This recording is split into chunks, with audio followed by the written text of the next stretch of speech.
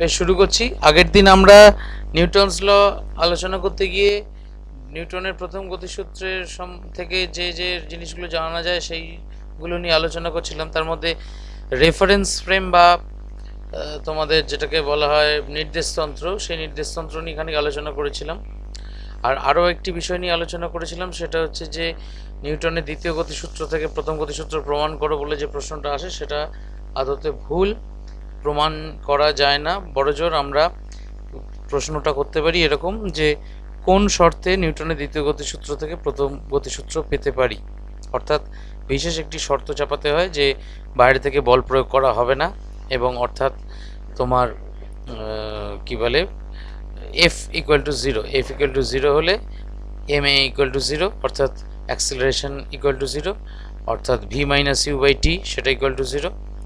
সেটা যদি হয় সেখান থেকে তোমার ভি ইকুয়াল টু ইউ, অর্থাৎ প্রাথমিক বেগ সমান অন্তিম বেগ, অর্থাৎ যে স্থির অবস্থায় ছিল তার প্রাথমিক বেগ শূন্য, অন্তিম বেগও শূন্য, আর যে গতিশীল অবস্থায় ছিল তার যে বেগ নিয়ে সে যাত্রা করছিল সেই বেগ নিয়ে সে যাত্রা করতে থাকবে।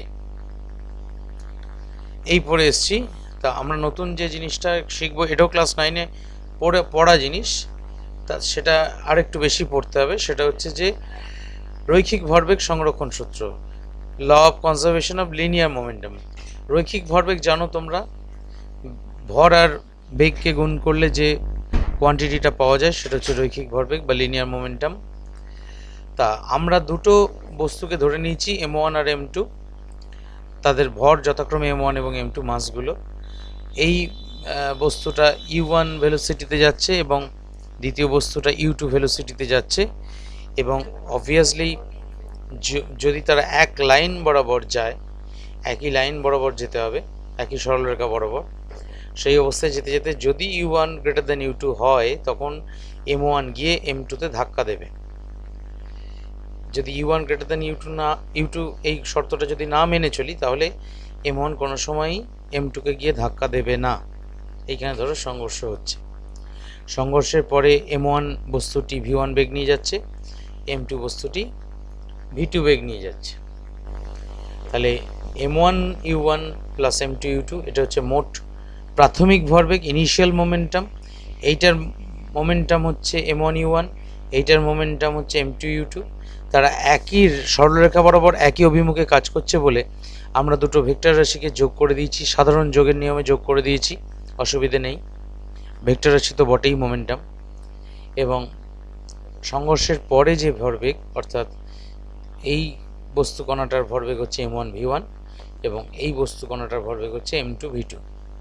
তাহলে সংঘর্ষের পূর্বে মোট ভরবেগ আর সংঘর্ষের পরে মোট ভরবেগ এটা সমান হবে। এটাই হচ্ছে রৈখিক ভরবেগ সংরক্ষণ সূত্রের স্টেটমেন্ট। এরপর আমরা একটা নতুন টার্ম শিখব, সেটাকে বলা হয় কোএফিসিয়েন্ট অফ রেস্টিটিউশন। এটাকে সংঘর্ষ গুণাঙ্ক বলে, কোনো কোনো বইতে, তোমাদের বইতে হয়তো স্থিতিস্থাপক গুণাঙ্কও বলেছে। যাকে যাই বলে থাকো, কোএফিসিয়েন্ট অফ রেস্টিটিউশন ইংরেজিতে। এটা কি? এটা ছোট হাতের ই দিয়ে লেখা হয়। এটা হচ্ছে সংঘর্ষের পরে বস্তু দুটির মধ্যে আপেক্ষিক বেগ আর সংঘর্ষের আগে বস্তু দুটির মধ্যে আপেক্ষিক বেগ, অর্থাৎ রিলেটিভ ভেলোসিটি অফ সেপারেশন বা রিলেটিভ ভেলোসিটি অফ অ্যাপ্রোচ। কীরকম জিনিসটা? না, ব্যাপারটা হচ্ছে যে ধরো রিলেটিভ ভেলোসিটি অফ সেপারেশন, অর্থাৎ সংঘর্ষের পরে দুটো বস্তু একে অপরের থেকে কি বেগে আলাদা হচ্ছে। এ v2 বেগে যাচ্ছে, এ v1 বেগে যাচ্ছে, নিশ্চয়ই v2টা v1-এর চেয়ে বেশি হলে তবেই m2টা সামনের দিকে বেশি এগিয়ে যাবে এবং তাদের মধ্যে একটা আপেক্ষিক বেগ থাকবে, রিলেটিভ ভেলোসিটি থাকবে। এবং সেই আপেক্ষিক বেগটা কত না, m2 দেখবে আমি m1-এর থেকে v2 মাইনাস v1 বেগে এগিয়ে যাচ্ছি, আর m1 দেখবে m2টা আমার থেকে v2 মাইনাস v1 বেগে সামনের দিকে এগিয়ে গেল। তার মানে এদের মধ্যে দূরত্বটা এই v2 মাইনাস v1 বেগে বাড়তে থাকবে। এটাই তাহলে এদের মধ্যে আপেক্ষিক বেগ। এটাই হচ্ছে সংঘর্ষের পরে আপেক্ষিক বেগ। আর সংঘর্ষের আগে আপেক্ষিক বেগ কত না u1 মাইনাস u2, তখন তো u1টা বেশি ছিল, তবেই তো গিয়ে ধাক্কাটা মেরেছিল। তাহলে সংঘর্ষের আগে আপেক্ষিক বেগ হচ্ছে u1 মাইনাস u2। তাহলে E coefficient restitution E equal to তাহলে v2 minus v1 by u1 minus u2। এবার সংঘর্ষের প্রকারভেদ, কি কি ধরনের সংঘর্ষ হয়। প্রথম সংঘর্ষ হচ্ছে ফুললি ইলাস্টিক কলিশন বা পারফেক্টলি ইলাস্টিক কলিশনও বলা হয়। এর ক্ষেত্রে ই এর ভ্যালুটা 1 হয়, অর্থাৎ v2 minus v1 by u1 minus u2 equal to 1, মানে হচ্ছে কোনাকুনি গুণ করে দিলে v2 minus v1 equal to u1 minus u2। এটা হচ্ছে ফর পারফেক্টলি ইলাস্টিক কলিশন। বাস্তবে এই ধরনের কলিশন আমরা পারফেক্টলি দেখতে পাই না, এর কাছাকাছি দেখতে পাই কিছু কিছু ক্ষেত্রে, কিন্তু there is no collision as perfectly elastic. আচ্ছা, দ্বিতীয় যে সংঘর্ষটায় আসবো আমরা, সেটাকে বলা হয় পূর্ণ অস্থিতিস্থাপক সংঘর্ষ, পারফেক্টলি ইন ইলাস্টিক কলিশন। দেখো আগেরটা পারফেক্টলি ইলাস্টিক ছিল, এটা পারফেক্টলি ইন ইলাস্টিক কলিশন। তাহলে পারফেক্টলি ইন ইলাস্টিক কলিশনের ক্ষেত্রে তোমার ই ইকুয়াল টু কত হয়েছে, ই ইকুয়াল টু 0। ই ইকুয়াল টু 0 হলে তোমার এই যে এক্সপ্রেশনটা v2 minus v1 by u1 minus u2, এটা 0 হয়ে যাবে। এটা 0 হওয়ার অর্থ হচ্ছে v2 minus v1 equal to 0, v2 minus v1 equal to 0 মানে v2 ইকুয়াল টু v1, অর্থাৎ বস্তুগুলো একই বেগ নিয়ে এগোতে থাকবে। এক্ষেত্রে আমার একটা প্রশ্ন আছে, প্রশ্নটা হচ্ছে তাহলে বস্তু দুটো সংঘর্ষের পরে তাদের মধ্যে দূরত্ব কত থাকবে?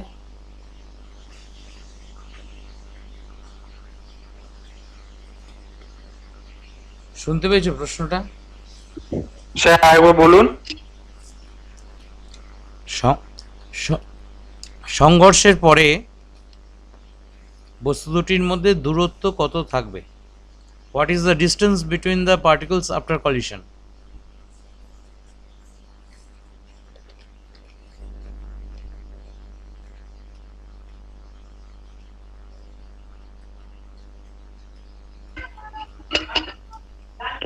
শূন্য। অর্থাৎ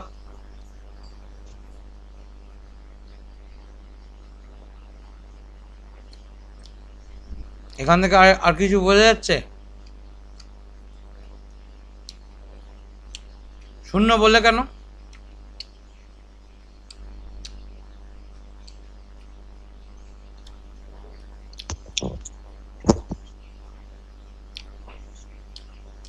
শূন্য বললে কোন যুক্তিতে বলো?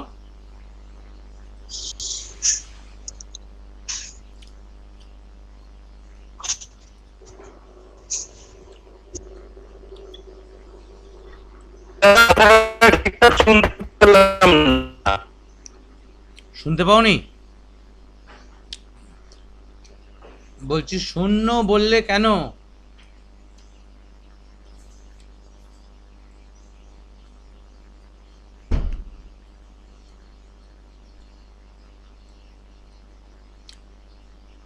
শূন্য যে বলছো তার কারণটা কি?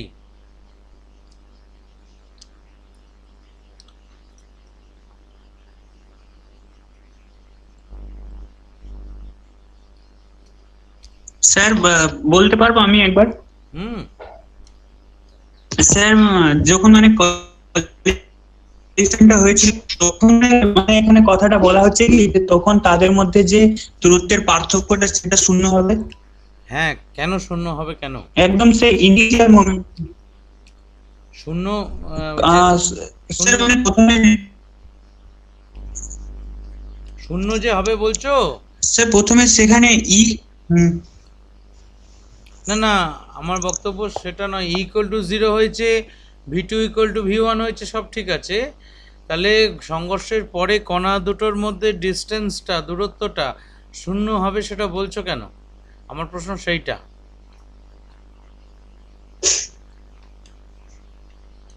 প্রশ্নটা বুঝতে পারা গেছে তো? তাদের মধ্যে ধাক্কা লাগবে, মানে দুটো পরস্পরের একদম মানে গায়ে গায়ে লেগে যাবে, তবে তো ধাক্কাটা হবে। তার জন্য তাদের মধ্যে দূরত্বটা শূন্যই হবে। এবং ধাক্কার পরে তাদের বেগ যেহেতু সমান থাকবে, তারা আর পরস্পরের মধ্যে নতুন কোনো দূরত্ব তৈরি করতে পারবে না, তাই তো? হ্যাঁ স্যার, এটা একটা পয়েন্ট। এটাই পয়েন্ট।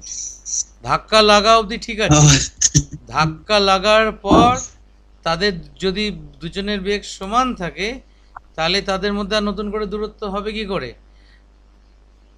না স্যার, হবে না। তার মানে ধরা যাক কানাইয়া দৌড়চ্ছে, কিছু অকম্য করে কানাইয়ার মা পিছন থেকে একবারে এক তাল গোবর নিয়ে কানাইয়ার পিঠের দিকে ছুঁড়ে দিয়েছে। এবার গোবরটা গিয়ে ঘুঁটের মতো কানাইয়ার পিঠে ঠপ করে আটকে গেছে। তাহলে গোবরটার সঙ্গে কানাইয়ার কলিশন হচ্ছে perfectly inelastic collision, and the bodies move with same velocity after collision. এবং বেশিরভাগ ক্ষেত্রে দেখা যায় যে এই ধরনের কলিশনের ক্ষেত্রে দুটো মাস পরস্পরের সঙ্গে স্টিক করে যায়, আটকে যায়। ক্লিয়ার? স্যার, কণা কণা দুটো তো তাহলে পরস্পরের দিকে এগোচ্ছে না, তাহলে তো একটা যেদিকে এগোচ্ছে সেই দিকে আরেকটা এগোচ্ছে সঙ্গে বেশি বেগ। হ্যাঁ, তো সে তো সংঘর্ষের আগে, সে তো সংঘর্ষের ঠিক আছে। আগে। স্যার তাহলে এক্সট্রা ভেলোসিটিটা কোথায় স্যার? প্রথমটা এক্সট্রা ভেলোসিটিটা তাহলে একজনের একটু ভেলোসিটি কমে আরেকজনের একটু বাড়ে, যার কম ছিল তার একটু বেড়ে যায়, যার একটু বেশি ছিল তার একটু কমে যায়, দিয়ে দুজনের সমান সমান বেগে যায়। ও, ঠিক আছে স্যার। ধরো তুমি সাইকেল চালাচ্ছ জোর দিয়ে, বা সাইকেল চালাচ্ছ জোর দিয়ে না, সাইকেল চালাচ্ছ, তোমার পিছনে একজন বন্ধু মোটর বাইক চালাচ্ছে, সে এসে তোমার পিছনে ধাক্কা দিল, ধাক্কা দিয়ে তোমার সঙ্গে আটকে গেল। এবার মোটর বাইকের বেগটা একটু কমে গেল, সাইকেলের বেগটা একটু বেড়ে গেল, দুজনে একই সঙ্গে যেতে লাগলো।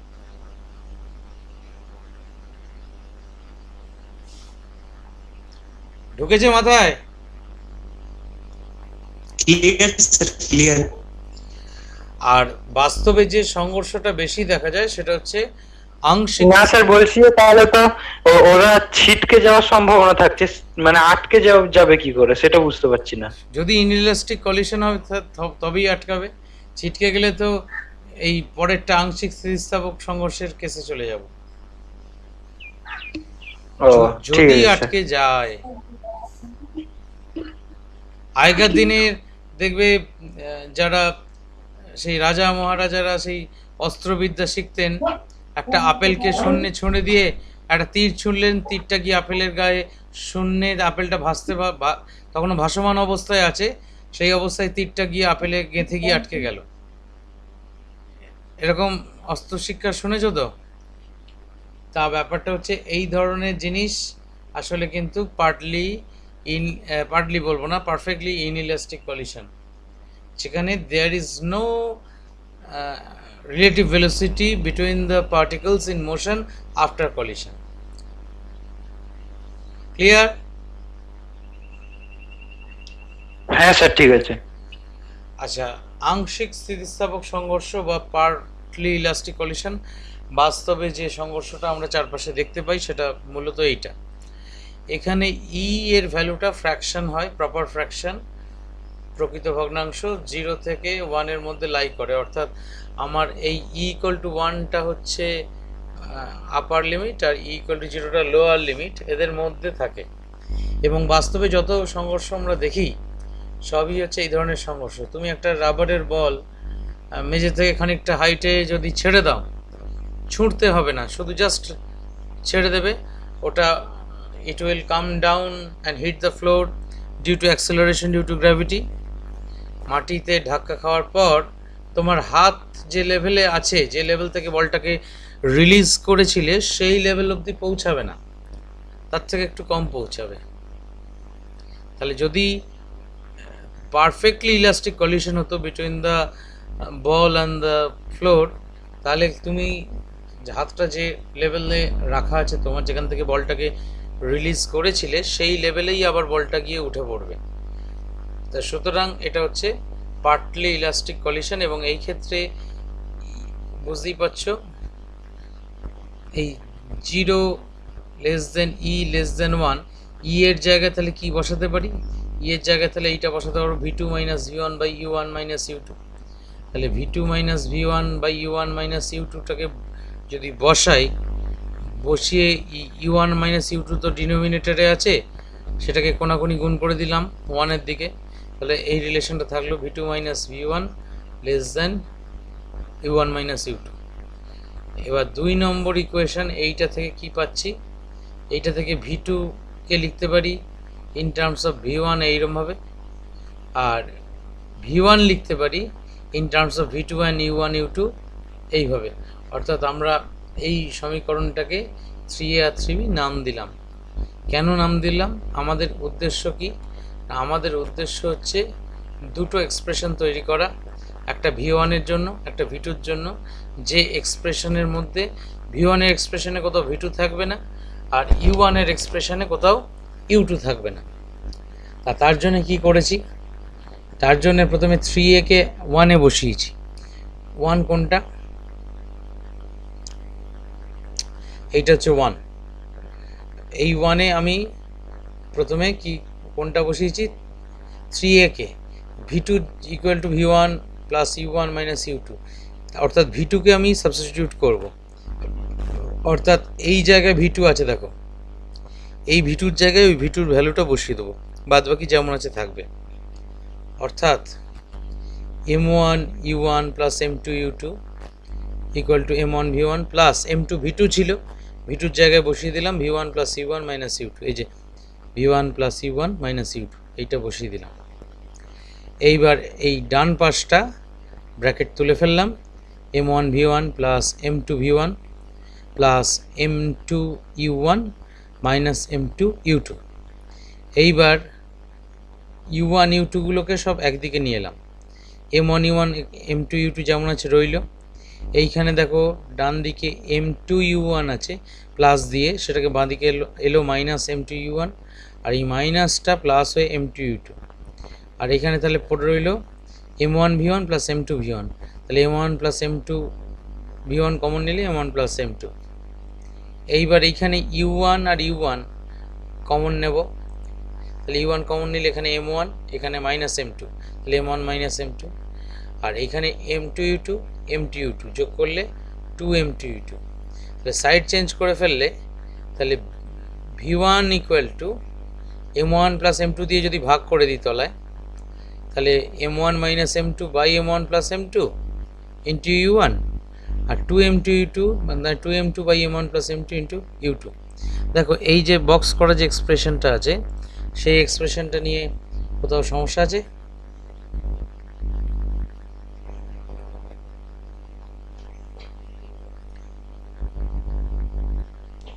না স্যার নেই।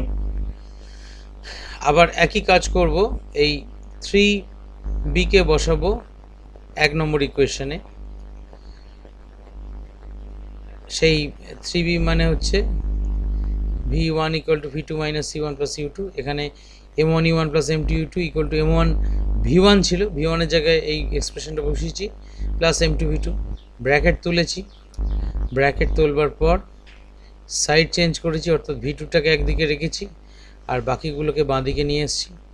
বাঁ দিকে নিয়ে আসার পর এখান থেকে এম টু ইউ টু এই এম ওয়ান ইউ ওয়ান আর এম ওয়ান ইউ ওয়ান যোগ করলে two M one U one, আর এখান থেকে ইউ টু কমন নিলে M two minus M one হলো, আর এদিকে ভি টু কমন নিলে M one plus M two. এবার ভাগ করে দিয়েছি two M one by M one plus M two into U one plus M two minus M one by M one plus M two into U two.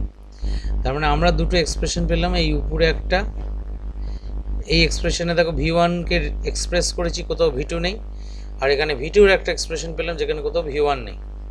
তাহলে আমার M one M two আর U one U two জানা থাকলেই আমরা V one আর V two বার করতে পারবো। এবার স্পেশাল কেসে আসি, যদি ধরো ইউ টু জিরো হয়, ইউ টু জিরো মানে দ্বিতীয় বস্তুটা চুপচাপ দাঁড়িয়ে আছে, এই দ্বিতীয় বস্তুটা নড়াচড়া করছে না, এ এসে ধাক্কা মারবে, তখন কি হবে দেখি। ইউ টু যদি জিরো হয় তাহলে ভি ওয়ানের এক্সপ্রেশন হচ্ছে এইটা, ইউ টু জিরো মানে এই টার্মটা পুরো জিরো হয়ে যাবে, শুধু এই টার্মটা থাকবে, আর এর বেলায় এই টার্মটা থাকবে, এই টার্মটা জিরো হয়ে যাবে। অর্থাৎ ভি ওয়ানের এক্সপ্রেশন দাঁড়াবে M one minus M two by M one plus M two U one, আর ভি টুর এক্সপ্রেশন দাঁড়াবে two M one by M one plus M two into U one. এবার special case two, U two zero এবং M one equal to M two, দুটো বস্তুর ভর সমান, অর্থাৎ যে যাকে এসে ধাক্কা মারছে দুজনেরই ভর সমান। তাহলে m1 ইকুয়াল টু m2 এই এক্সপ্রেশনে যদি বসাই তাহলে এই পার্টটা জিরো হয়ে যাচ্ছে। তাহলে বুঝতে পারছি এই পার্টটা যদি জিরো হয় তাহলে v1 জিরো। আর এই এক্সপ্রেশনে যদি m1 ইকুয়াল টু m2 বসাই, তলায় দেখো m2 এর জায়গায় m1 বসালাম, তাহলে 2m1 তলায় হলো, তাহলে 2m1 বাই 2m1 মানে কেটে গেল, তাহলে v2 ইকুয়াল টু u1। অর্থাৎ দ্বিতীয় বস্তুটি প্রথম বস্তুর বেগ নিয়ে চলতে থাকবে এবং প্রথম বস্তুটি থেমে যাবে। v1টা জিরো হয়েছে মানে v1টা কার বেগ ছিল না প্রথম বস্তুর বেগ ছিল, এবং দ্বিতীয় বস্তুর বেগ v2টা u1 হয়েছে মানে দ্বিতীয় বস্তুটা প্রথম বস্তুটার প্রাথমিক বেগ বা ইনিশিয়াল ভেলোসিটি নিয়ে চলতে থাকবে একই দিকে। এই ঘটনাটা দেখতে পাওয়া যায় যদি ক্যারাম বোর্ড যারা খেলেছো জানো, ক্যারাম বোর্ডের মধ্যে একটা ঘুঁটি দিয়ে যদি আরেকটা ঘুঁটি ঠিক পেটে মারা হয়, তখন দেখা যায় যে ঘুঁটিটা চুপচাপ বসেছিল সেই ঘুঁটিটা চলতে শুরু করলো, এবং যে ঘুঁটিটা দিয়ে মারছো সেই ঘুঁটিটা ওইখানে গিয়ে বসে গেল। ইভেন মার্বেল খেলা, যারা মার্বেল খেলেছো, মার্বেল খেলার ক্ষেত্রে এটা দেখতে পাওয়া যায়।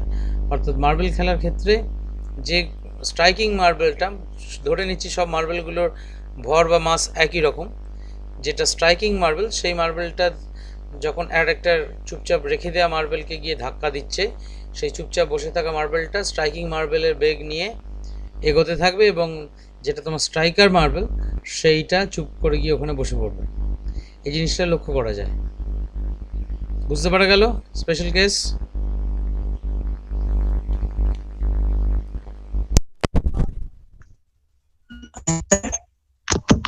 যে মানে যদি মার্বেলটা মানে ওই মার্বেলটার সাথে চলে যায় তাহলে সেটা ইনইলাস্টিক যেটা ছিল সেটা হয়ে যাবে তো? আর মার্বেলের সঙ্গে মার্বেল তো সাধারণভাবে আটকায় না, সে তাই জন্য ইনইলাস্টিকের প্রশ্ন নেই। আচ্ছা,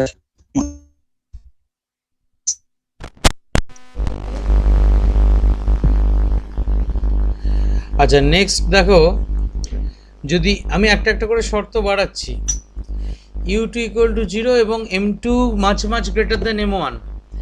মাছ গ্রেটার দেন m1 মানে m2র মাসটা বিরাট m1 মাসের তুলনায়। ধরো তুমি একটা রাবার বল দেওয়ালে ছুঁড়ছো, রাবার বলের মাসটার তুলনায় দেওয়ালের মাসটা বিরাট বেশি, ঠিক আছে? তাহলে এই রকম যখন কেস হবে তখন m1 প্লাস m2 মানে আমায় m2ই ধরতে হবে। অর্থাৎ একটা হাতির মাসের সঙ্গে পিঁপড়ের মাস যদি অ্যাড করো তাহলে হাতির মাসই থাকে, সেই রকমই আর কি। m1 প্লাস m2 সমান m2, m2 মাইনাস m1 সেটা m2, অর্থাৎ হাতি থেকে একটা পিঁপড়ে বিয়োগ করলে সে হাতির মাসই থাকে। m1 মাইনাস m2 মানে পিঁপড়ে মাইনাস হাতি, পিঁপড়ের মাস মাইনাস হাতির মাস সমান মাইনাস হাতির মাস, অর্থাৎ এই m1টার কোনো ভূমিকা নেই। আচ্ছা m1 বাই m2, নিউমারেটরটা লবটা খুব ছোট, হরটা বিরাট, তাহলে এই কোয়ান্টিটিটা এত ক্ষুদ্র ভগ্নাংশ সেটা শূন্য ধরতে পারি। আর m2 বাই m1 উল্টোটা যদি হয়, অর্থাৎ হাতির ভর বাই পিঁপড়ের ভর, এই অনুপাতটা অসীম ধরতে পারি, ইনফাইনাইট। যুক্তিটা বুঝতে পারা গেছে? তাহলে সেই যুক্তি অনুযায়ী এইখানে m2 মাছ গ্রেটার দেন m1 এই এক্সপ্রেশনে আসি। এখানে কি আছে? m1 minus m2, m1 minus m2 মানে মাইনাস m2, আর m1 প্লাস m2 মানে প্লাস m2। তাহলে উপরে মাইনাস m2, তলায় প্লাস m2, কেটে কুটে গিয়ে শুধু -1 পড়ে থাকলো। তাহলে v1 হচ্ছে মাইনাস u1, তাহলে আমরা এখানে v1 হচ্ছে মাইনাস u1। অর্থাৎ প্রথম বস্তুটি সমবেগ নিয়ে বিপরীত অভিমুখে যাত্রা করবে, অর্থাৎ প্রথম বস্তুটা যে বেগ নিয়ে আসছিল সেই বেগ নিয়েই ফেরত যাবে, কিন্তু বিপরীত অভিমুখে। অর্থাৎ তুমি যদি একটা বল দেওয়ালে ছোড়ো, যদি তাদের মধ্যে পূর্ণ স্থিতিস্থাপক সংঘর্ষ হয়, if there be any perfectly elastic collision, then the ball will rebound from the surface of the wall with same velocity but in the reverse direction. Clear?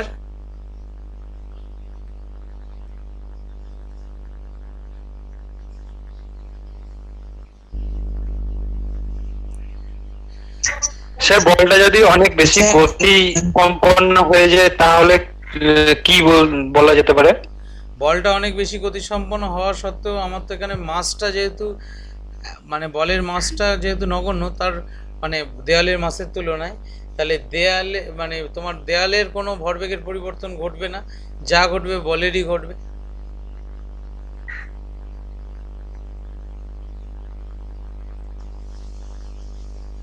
পরিষ্কার? এবং সেটাও এখান থেকে পাওয়া যাবে। V2 ইকুয়াল টু কী বেরোচ্ছে দেখি। V2 ইকুয়াল টু দেখো এই সূত্রটায় লাগাবো, M1 প্লাস M2 সমান M2, তাহলে 2M1 বাই M2, তাহলে M1 বাই M2 মানে 0 ধরেছি, তাহলে 0 ইন্টু U1 মানে V2 ইকুয়াল টু 0, তাহলে সে একই হয়েছে 2M1 বাই M2, তাহলে তোমার M1 বাই M2 অলরেডি বার করে রেখেছি 0, তাহলে তোমার V2 equal to 0, 2M1 by M2 into U1, এটা ইন্টু, হ্যাঁ এটা কমার মতো লাগছে বটে, এটা গুণ আছে, ইকুয়াল টু 0। অর্থাৎ সোজা কথায় দ্বিতীয় বস্তুটার কোনো নড়নচড়ন হবে না। ফাইন হবে না, ফাইন হতেও পারে। ফাইন হবে না, ফাইন হতেও পারে কেন লিখেছি, তখন কি পড়িয়ে লিখেছিলাম এটা।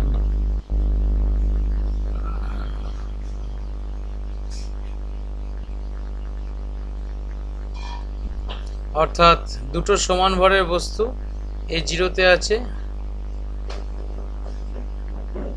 ও ফাইন লিখেছিলাম হচ্ছে এই কারণে যে ক্যারাম খেলা দিয়ে বোঝাচ্ছিলাম। ক্যারাম খেলায় কি হয়, ক্যারাম খেলায় যেটা হয় তোমার প্রথম কথা ঘুঁটির সঙ্গে ঘুঁটি দিয়ে মারা হয় না, যদিও এখানে দুটোই এম নিয়েছিলাম, যে একই লাইনে যদি আমি মারি একটা ঘুঁটি দিয়ে আরেকটা ঘুঁটি, তুমি যত জোরেই মারো না কেন তোমার এই ঘুঁটিটা কোনো সময় পকেটে পড়বে না। অর্থাৎ এইটা তোমার যদি স্ট্রাইকার হয় এবং স্ট্রাইকারের যদি মাসটা ঘুঁটির মাসের সঙ্গে সমান হয়, তখন কিন্তু এই স্ট্রাইকারটা গিয়ে ঘুঁটিকে যখন ধাক্কা দেবে তখন ঘুঁটিটা পড়বে, কিন্তু স্ট্রাইকারটা তো থেমে যাবে, দুজনের মাস সেম এই স্ট্রাইকারটা। তা সুতরাং এই স্ট্রাইকারটা পড়বার কোনো চান্স নেই, তখন ফাইন হবে না। কিন্তু আমাদের ক্যারাম খেলার ক্ষেত্রে ফাইন দেখতে পাই, তার কারণ হচ্ছে স্ট্রাইকারের মাসটা বেশি থাকে বলে। স্ট্রাইকারটা তখন খানিকটা ভেলোসিটি নিয়ে এগোতে থাকে এবং এই ঘুঁটিটা পড়ার পর স্ট্রাইকারটাও পিছনে পড়ে যায়। কিন্তু যদি দুটোর মাস সেম হতো, পিছনেরটা কোনো দিনই ফাইন হবে না, প্রথমটা ঘুঁটিটা গিয়ে পড়বে। আর যদি এরকম কায়দা করে যে আমরা সেই অ্যাঙ্গেলে মারি অনেক সময়, কি বলে ক্যারামের শটগুলো, অর্থাৎ এইটা হচ্ছে এইটা সেন্টার অফ মাস, এইটা হচ্ছে এইটা সেন্টার অফ মাস, এ গিয়ে এটাকে বলে গ্লান্সিং কলিশন। হ্যাঁ, এটা যেমন হেড অন কলিশন, একদম মুখোমুখি সংঘর্ষ, মানে এইটার যেটা সেন্টার অফ মাস এর সেন্টার অফ মাসে গিয়ে একই লাইন বরাবর ধাক্কা মেরেছে, এর সেন্টার অফ মাসটা একটু গ্লান্স করে গিয়ে এখানে ধাক্কা খেয়েছে, দিয়ে এ বস্তুটা এদিকে ছিটকেছে আর বি বস্তুটা এদিকে ছিটকেছে। সেই ক্ষেত্রে এ বস্তুটা এদিকে ফাইন, যদি পকেট থাকে এ বস্তুটা পকেটে ঢুকে গেল, তার মানে ফাইন হয়ে যেতেও পারে, সেই জন্যই লিখেছিলাম ফাইন হতেও পারে।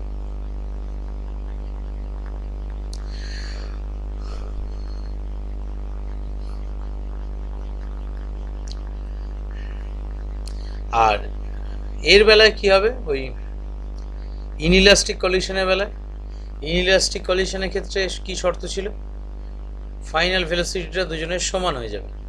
অর্থাৎ V2 ইকুয়াল টু V1, অর্থাৎ M1 U1 plus M2 U2 equal two M1 V1 plus M2 V1 করে দিলাম V2টাকে, তাহলে এখান থেকে তোমায় V1 কমন নিলে M1 প্লাস M2 হলো, তাহলে V2 ইকুয়াল টু V1।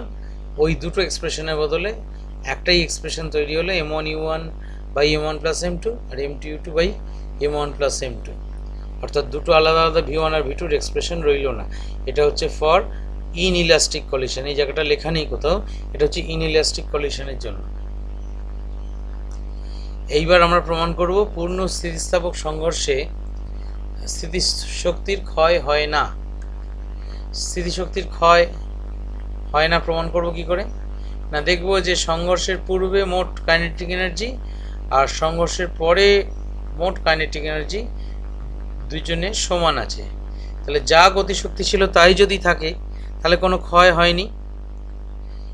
এইবার এটা হচ্ছে পূর্ণ স্থিতিস্থাপক সংঘর্ষের বেলায়, আর পূর্ণ অস্থিতিস্থাপক সংঘর্ষের বেলায় স্মৃতিশক্তির ক্ষয় হয়, অর্থাৎ কিছুটা স্মৃতিশক্তি হ্রাস পায়। কি করে সেটা হিসেব করব না, সেটা ক্যালকুলেশন করেছি। ক্যালকুলেশন করবার জন্য v1 = v2 = v ধরে নেওয়া হয়েছে, অন্তিম বেগ সমান। তাহলে এই এক্সপ্রেশন তো আগেই দেখেছো যে দুজনের m1 v1 + m2 v2 বদলে m1 v + m2 v, তার মানে v কমন নিলে m1 + m2 × v, তাহলে v হচ্ছে এইটা, এই এক্সপ্রেশনটা। এইবার তাহলে m1 + m2 যদি লসাগু করো, উপরে দাঁড়াচ্ছে m1 u1 + m2 u2, ঠিক। এবার সংঘর্ষের পূর্বে মোট গতিশক্তি কি হবে?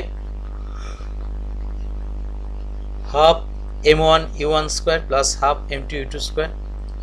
সংঘর্ষের পরে মোট গতিশক্তি half m1 + m2 × v square, কারণ হাফ mv স্কোয়ার হচ্ছে কাইনেটিক এনার্জি বা গতিশক্তির ফর্মুলা। তাহলে ক্ষয় কতটা হলো না, এই প্রাথমিক থেকে অন্তিমটা বিয়োগ করে যদি দেখি একটা নন জিরো কোয়ান্টিটি আসছে, তাহলে বুঝতে পারবো যে ক্ষয় হয়েছে। তাহলে এইটা হচ্ছে প্রাথমিক, সেখান থেকে বিয়োগ করেছি, এটা হচ্ছে ফাইনাল বা অন্তিম। তাহলে সেইটা করার জন্য কি করেছি না, half m1 u1 square plus half m2 u2 square minus half m1 + m2। এইবার v এর ভ্যালুটা বসিয়েছি, এই যে v এর যে ভ্যালুটা বার করে রেখেছিলাম আগে, এই v এর ভ্যালুটা এখানে বসিয়ে তার উপর হোল স্কোয়ার করেছি, হোল স্কোয়ার আছে।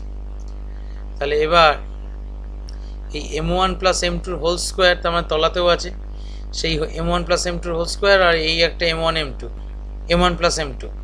তাহলে এইটার সঙ্গে এইটা কাটাকাটি করলে তলায় একটা m1 + m2 পড়ে থাকে।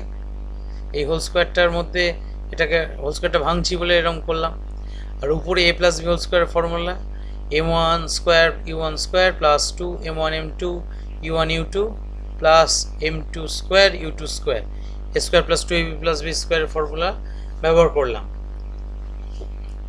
এইবার হাফ m1 u1 স্কোয়ার। এইবার এখানে একটু কায়দা করেছি ক্লাস 7-এর স্টাইলে, এই যে তিনটি পদ, তিনটি টার্মকে 7-এর মতো ভাগ করে নিয়েছি।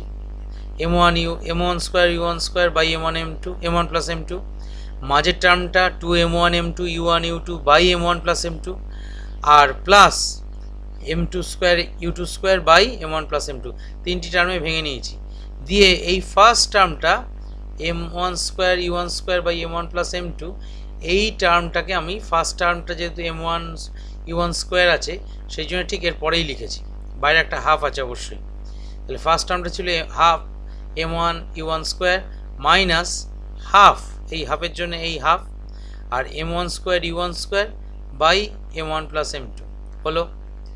এবার second টার্মটা half m2 u2 square, সেখান থেকে মাইনাস এই টার্মটা, এই হাফের জন্য এই half minus half m2 square u2 square by 2 m1 + m2। আর পরে রইল কোনটা, পরে রইল মাঝের টার্মটা, এই দুই আর এই দুই কেটে গেল, মাঝের টার্মটা পরে রইল minus m1 m2 u1 u2 by m1 + m2। এইবার এইটুকু অংশের মধ্যে হাফটাকে কমন নিলাম, m1 + m2টাকে লসাগু করলাম। লসাগু করলে এই m1 + m2 টার্মটা কি হবে, এইটার সঙ্গে আমাকে গুণ করতে হবে।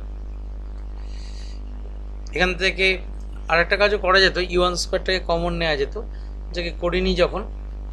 তাহলে m1 + m2কে m1 এর সঙ্গে গুণ করলে m1 × m1 মানে m1 স্কোয়ার, u1 স্কোয়ার তো যেমন আছে লিখে দিলাম, আর m2 এর সঙ্গে গুণ করলে m1 m2 × u1 স্কোয়ার, আর মাইনাস উপরটা যেমন আছে m1 স্কোয়ার u1 স্কোয়ার। তাহলে m1 square u1 square m1 square u1 square কেটে গেল, শুধু রইল m1 m2 u1 স্কোয়ার। ঠিক তেমনি এই দিকটাও একই স্টাইলে এলসিএম করে m2 স্কোয়ার u2 স্কোয়ার আর m2 স্কোয়ার u2 স্কোয়ার কেটে গেল, দিয়ে পড়ে রইল m1 m2 u2 স্কোয়ার, আর এ তো যেমন আছে m1 m2 u1 u2 by m1 + m2। এবার দেখো মজা, দেখো আমি তলায় দেখো এটারও m1 + m2, এটারও তলায় m1 + m2, এটারও তলায় m1 + m2। তাহলে m1 + m2 তলায় কমন নেওয়া গেল, এখানে একটা m1 m2 টার্ম আছে, এখানে একটা m1 m2 টার্ম আছে, এখানে একটা m1 m2 টার্ম আছে।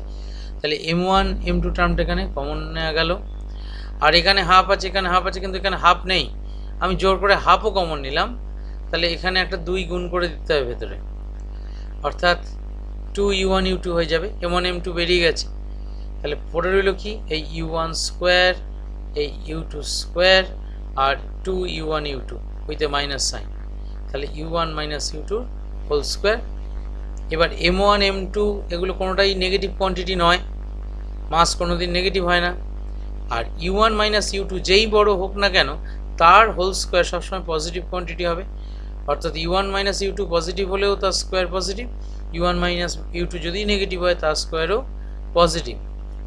তাহলে এইখানে টোটালটা আমরা একটা পজিটিভ কোয়ান্টিটি পাচ্ছি, ধনাত্মক রাশি পাচ্ছি। কি বার করেছিলাম না, গতিশক্তির ক্ষয়। তাহলে গতিশক্তির ক্ষয় দেখতে পেলাম ধনাত্মক, অর্থাৎ গতিশক্তির ক্ষয় হবেই। প্রশ্ন আছে কিছু?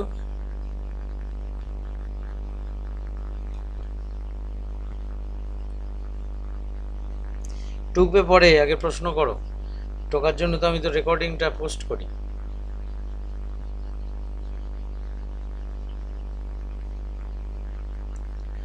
প্রশ্ন আছে কিছু?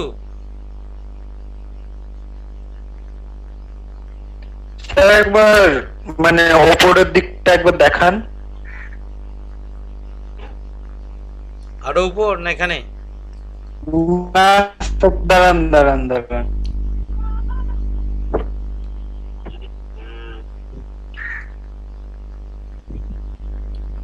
স্যার বলছি সেকেন্ড লাইনে ওই যে থার্ড যেটা আছে মানে half m1 plus m2 into m1 u1 plus m2 u2 by m1 plus m2 whole square. তো এবার থার্ড লাইনে এসে ওটা ওই m1 m2 মানে হাফ ইন্টু m1 m2 টা কোথায় গেছে? হাফ এইটা? হ্যাঁ স্যার, এখানে হোল স্কোয়ার ছিল তো, তাহলে তলে একটা m1 plus m2 whole square না, এটা যদি ব্র্যাকেট তুলি তাহলে m1 প্লাস m2 ক্লিয়ার? হ্যাঁ স্যার। বেশ, নেক্সট টপিকে যাই। আংশিক স্থিতিস্থাপক সংঘর্ষে গতিশক্তি ক্ষয়। Energy lost in a partly elastic collision, E equal to v2 minus v1 by u1 minus u2, এটা তো জানি। এবার E এর ভ্যালুটা E রাখি, E এর ভ্যালু তো 0 থেকে 1 যা খুশি হতে পারে, তাহলে কোনাকুনি গুণ করে দিলে এই এক্সপ্রেশনটাকে E into u1 minus u2 equal to v2 minus v1। এবার B কে যদি m2 দিয়ে গুণ করি, এই এক্সপ্রেশনটাকে E m2 u1 minus E m2 u2 equal to m2 v2 minus m2 v1, এটা C। এবার A minus C করছি, A minus C করলে m1 u1 plus m2 u2 minus এর বাঁদিকটা E m2 u1, এই মাইনাসটা প্লাস হয়ে গেল E m2 u2, আর ডান দিকটা m1 v1 plus m2 v2 minus কোথায় গেল m2 v2 minus m2 v1, তাহলে m2 v2 m2 v2 কেটে গেল, বাদ বাকিটা রইল। এখান থেকে আমরা u1 কমন নিতে পারি, এইখানে একটা u1 টার্ম আছে, এখানে একটা u1 টার্ম আছে, কমন নিলে m1 minus e m2 u1, আর তারপরেরটা থেকে m2 u2 যদি কমন নিই সেখান থেকে 1, এটা m2 u2 কমন নিয়েছি মানে এখানে 1, আর এইটা থেকে শুধু e পড়ে রইল, তাহলে 1 প্লাস e m2 u2, আর এখানে m1 plus m2 into v1, এই হলো। তাহলে v1 ইকুয়াল টু, জাস্ট এই জিনিসটাকে তলায় নামিয়ে এনেছি, m1 minus e m2 by m1 plus m2 into u1 plus 1 plus e m2 by m1 plus m2 u2। এইবার একই রকম b কে m2 দিয়ে যেমন গুণ করেছিলাম, এবং b কে m1 দিয়ে গুণ করব, করে ঠিক একই রকম কাজ করবার পর যে এক্সপ্রেশনটা আসবে, অর্থাৎ v2 ইকুয়াল টু, এইখানে দেখো 1 প্লাস ইটা u2 এর সঙ্গে ছিল, এখানে 1 প্লাস ইটা u1 এর সঙ্গে চলে এসছে, উল্টে গেছে, 1 plus e m1 by m1 plus m2, আর এদিকটা এই মাইনাস দিয়ে এইটা U1 এর সঙ্গে ছিল, এখন U2 এর সঙ্গে চলে গেছে, M2 minus EM1 by M1 plus M2 into U2। তাহলে এইবার গতিশক্তির ক্ষয় বার করতে হবে। তাহলে আমাকে গতিশক্তির ক্ষয় বার করতে গেলে প্রাথমিক গতিশক্তি হচ্ছে এইটা, অন্তিম গতিশক্তি হচ্ছে এইটা, তাহলে প্রথমটা থেকে দ্বিতীয়টা বিয়োগ করতে হবে। এবার বিয়োগ করাটা একটু কঠিন কাজ। বিয়োগ করাটার জন্যে আমরা মানে যেহেতু বড় এক্সপ্রেশনগুলো অনেক বড় বড়, সেই জন্য একটুখানি কায়দা করতে হয়েছে। কি কায়দা করেছি না, এখানে ইচ্ছে করে একটা M1 প্লাস M2 গুণ করেছি তলায়। তাহলে M1 তলায় যেহেতু গুণ করেছি, উপরেও তলে গুণ করতে হবে, হাফটা অবশ্যই কমন নিয়েছি।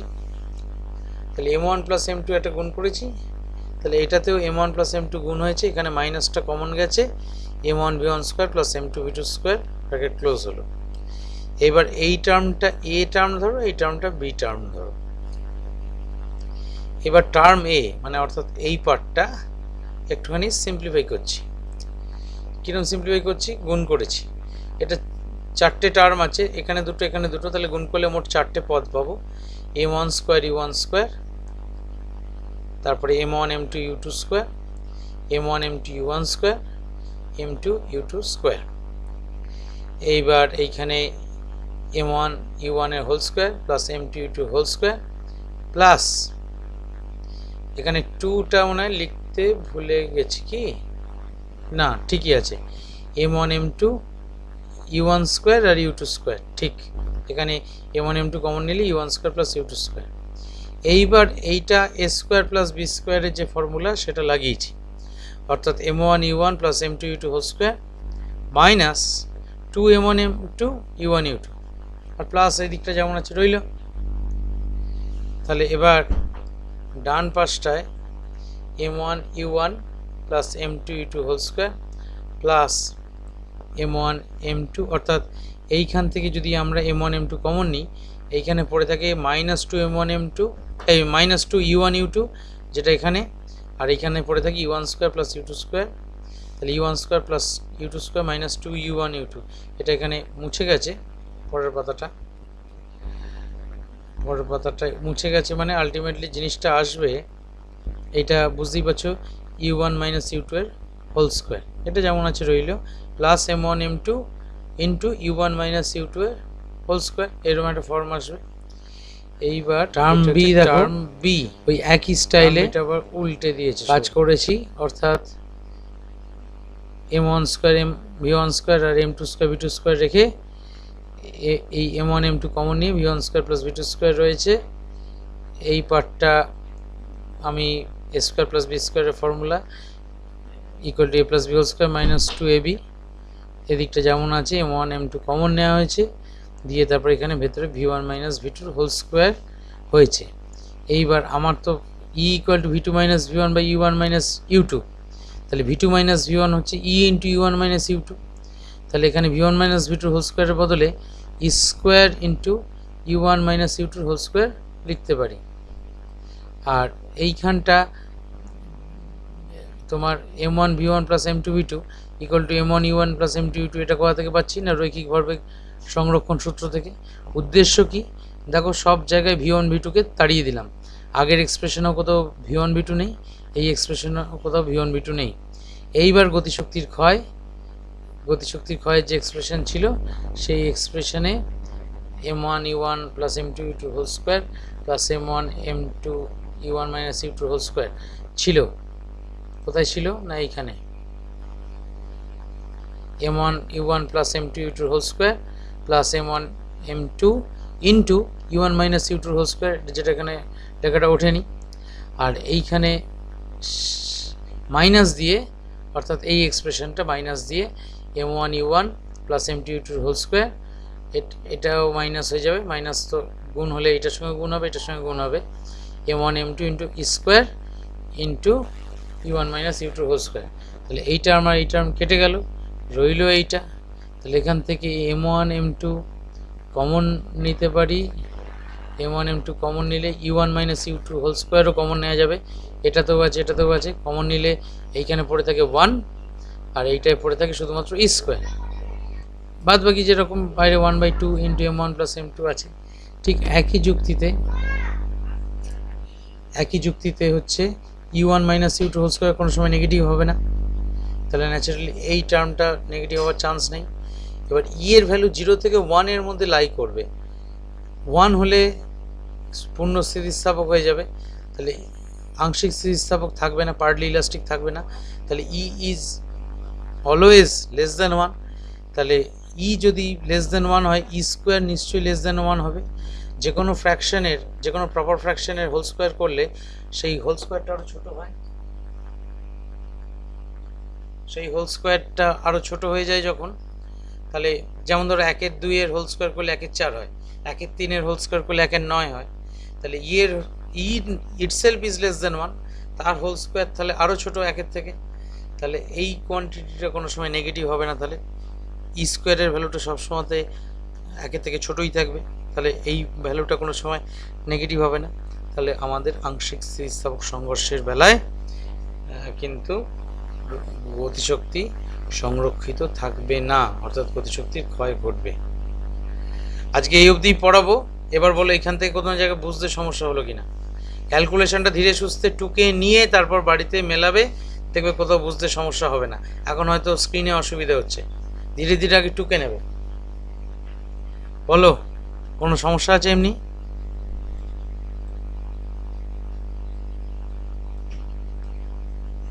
না স্যার, এই সেকেন্ড পার্টটা একটু দেখতে হবে, তবে বুঝতে পারবো। হ্যাঁ, নিজে হাতে টুকে নিলে এটা প্লেন অ্যালজেব্রা, আর কিছু নেই। ঠিক আছে, আজকে তাহলে ক্লাস শেষ করছি।